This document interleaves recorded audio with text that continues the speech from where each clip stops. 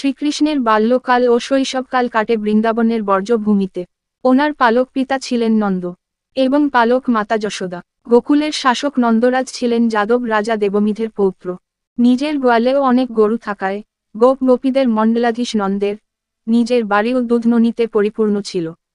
কিন্তু নন্দ ও যশোদার আদরের দুলাল হয়েও কৃষ্ণ গোপ গোপীদের ঘর থেকে ননি চুরি করতেন।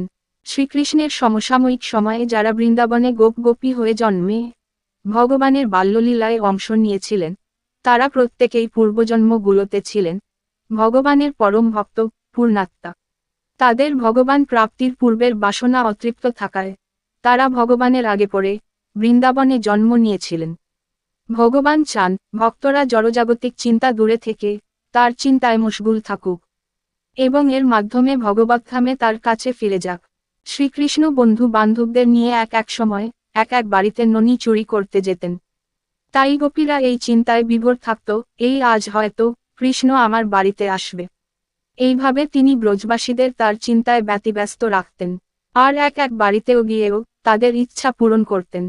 প্রকৃতপক্ষে মাখন, ননি, লাড্ডু চুরি করে তিনি বৃন্দাবনবাসীদের মন চুরি করেছিলেন, যাতে গোপীরা কৃষ্ণের ভক্তিতেই নিমগ্ন থাকে।